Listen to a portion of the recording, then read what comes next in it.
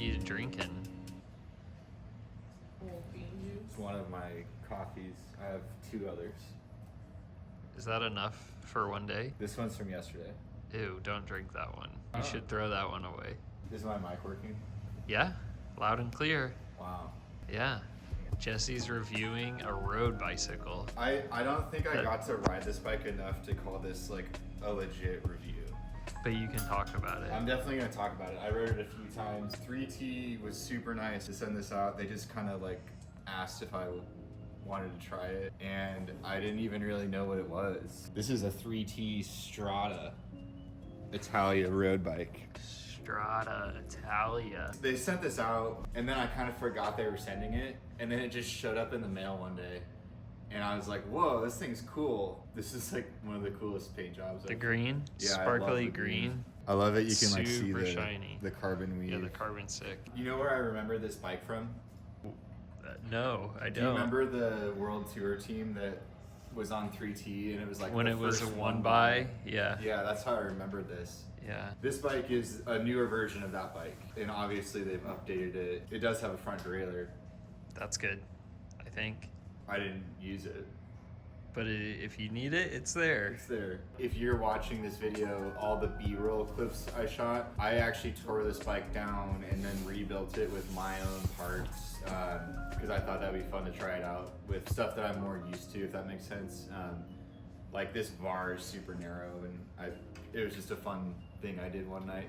But that's why you might notice that the parts are not the same. So this is a road bike, right? Yeah, so this is 3T's Aero road bike.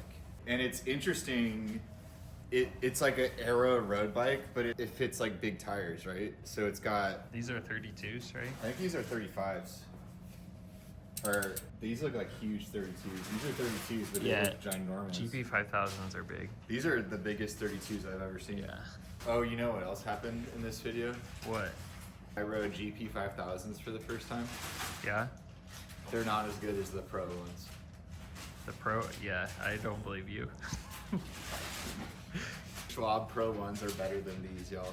I don't think so. I do. I rode these for the first time, and I know now. Okay. I know. So yeah, this is a weird thing, right? Like it's Aero with like big tires. Like that's pretty weird, right? No, that's like what a bike needs to be modern. But like no other bike is really like focused on that. S5 can fit 32s. But what is the design? But what's the fit S5 for? 36s. What do you mean? Like the Madone ships it with 26s. Yeah, they all come with small tires. But like this is like designed for big tires. Oh, I get what you're saying. Yeah. Designed. Yeah. Like this was designed for big tires from the beginning. That's a weird thing to design an Aero road race bike. But it's exactly what we want. It's kind of contradictory. You know, like if you're an all-out racer, you're probably going to race 28s. But this is an Aero bike made for a racer, but like it's for 32s. I don't know. Maybe this is the ultimate bumpy road race bike. We're going to get into how it rode once we get through talking about the bike itself. But isn't this such a... Like, I think this is a very unique It thing. is very unique. Yeah. I don't think there's another bike the same. I think there will be. Probably. Yeah, I think that we're going to start seeing 32 kind of become the default road tire size here. Trey's kind of one of the people I feel like that's pushing that. Definitely 30s. 32s for racing. It definitely depends on the race. But yeah, things are moving that way. In terms of how this bike's put together, you have 3Ts. It's their like integrated stem. It's special. The cables run underneath. It's carbon. It's a 3T more. What is it giving you more of? I don't know.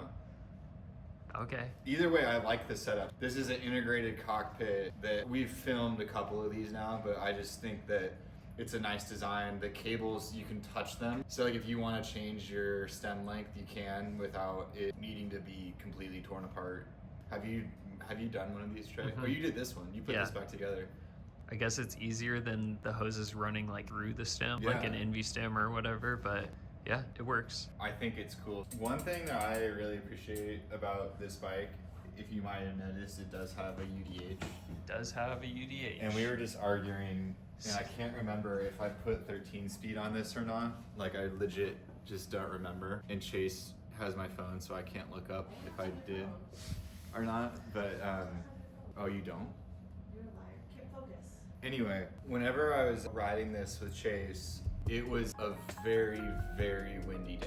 One of the things that I immediately noticed with this bike is how confident it was in the crosswind. I felt like the bike would get caught by the wind, but then I wasn't losing control. I felt like it was very planted to the ground, even though in normal circumstances with like other bikes, I probably would have had to like stop and put my foot down in some of these situations. I'm talking like turning a corner and then immediately just feeling like you're gonna fall over. And I thought this bike was one of the best bikes I've ever ridden in that kind of situation. Now I have a question for you, Trey. Yeah. All of these 3T Stradas are spec'd with shallower wheels. Why do you think that is? They're like the best of both worlds. So like super deep wheels aren't for everyone, just because like especially smaller riders, they don't like the way they handle in the wind specifically. Yeah. And then they're a little heavier to like spin up to speed and stuff. And then shallower wheels, but not too shallow, are still aero, but are still light and don't get bothered by crosswinds and such. I thought that was an interesting spec choice for an aero bike, and I wanted to shout that out because I really enjoyed that. Maybe it has something to do with being made for wider tires. That could be too. Even though these aren't the deepest wheels, and I had the same depth wheels on whenever I was riding, I felt like the bike was really fast. Like it was that on rails aero bike feel. It doesn't necessarily look like it would be from just looking at it. I think the shallower wheels and the narrower tubes and that kind of thing, it doesn't scream that it's kind of an on rails aero bike, if that makes sense.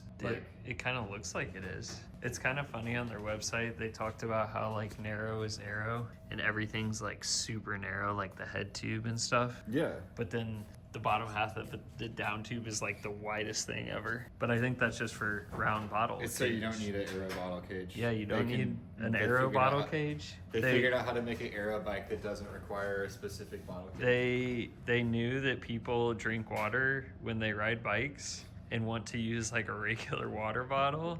And so they just made the bike work with round bottles, and it's still aero with round bottles. The first part of that ride was like in hellacious, windy. We rode over to Atterbury, the army base, and it gets a little bit more hilly over there.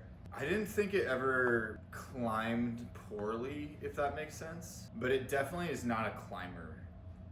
Yeah, I can see that. It's really not. I just want to say, like, I don't think that's really what 3T was going for. They clearly wanted to build an aero race bike, and that's what all their marketing says. But in my experience, I felt like it was just a average baseline climbing machine. It wasn't terrible.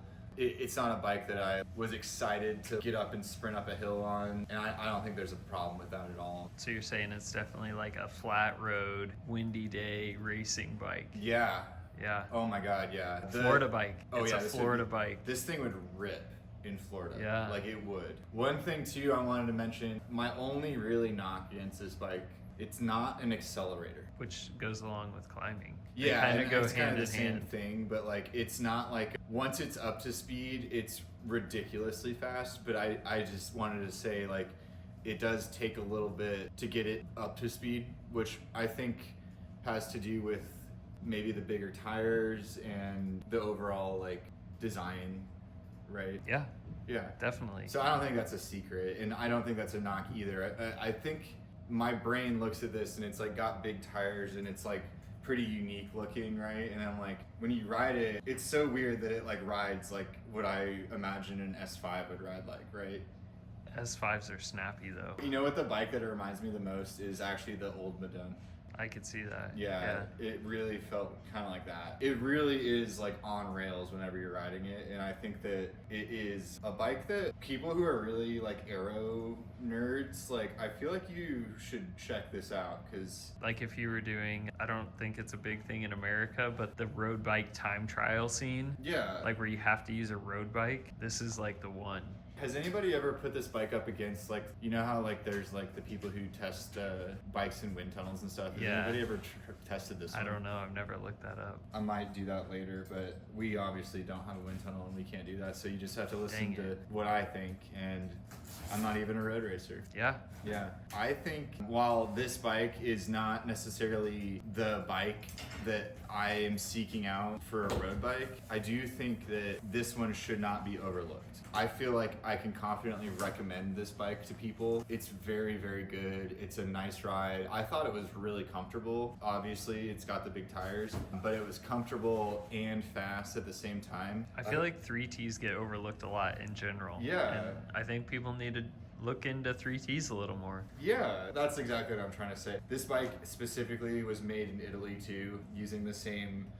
So this. The fancy carbons. Well, it's one. So the weave runs down the whole. You can't see it on this bike, but on Chase's Extrema, the weave runs the whole way. Like Yeah. it's one continuous strand of carbon. Like it's really cool. I forgot what they call that. Fancy carbon fibber. Italian fibber. fibbers. Yeah. Anyway. I realized I forgot to talk about one of the most important things with this bike. So it's like probably a month later. I still wanted to add it in, the UDH. And I tested the Strada out with the 13-speed SRAM Red Explorer group set. I don't have the bike anymore. I sent it back to 3T. But the bike is one of the only road bikes currently that you can buy that is compatible with this drivetrain, and I think that's a huge thing to talk about because I think it's an awesome road drivetrain. It's definitely my road drivetrain of choice, and in the future I think road bikes will just come with UDH so you can run it, but as of right now, huge shout out to 3T for having UDH on this road bike because I do think that this drivetrain is worthy of being a selling point on the Strada. Like just the fact that you can even run 13 speed on it is huge, and I wanted to make sure that I mentioned that in this video. I really appreciate 3T for sending this one out. That was my quick first impressions of the 3T Strada. Let me know if you want one. I mean, we sell these, so like if you look at this and you're like, wow, that thing's cool, and you want an Aero bike with big tires, I seriously, I would recommend this bike to y'all. Let me know if you want one. We sell 3Ts, so it wouldn't be a problem to make it happen. I'd love to build somebody one of these. I think it's a pretty underrated bike at the end of the day, and hopefully this video helps with that. So we'll see y'all in the next one. Thanks, everybody.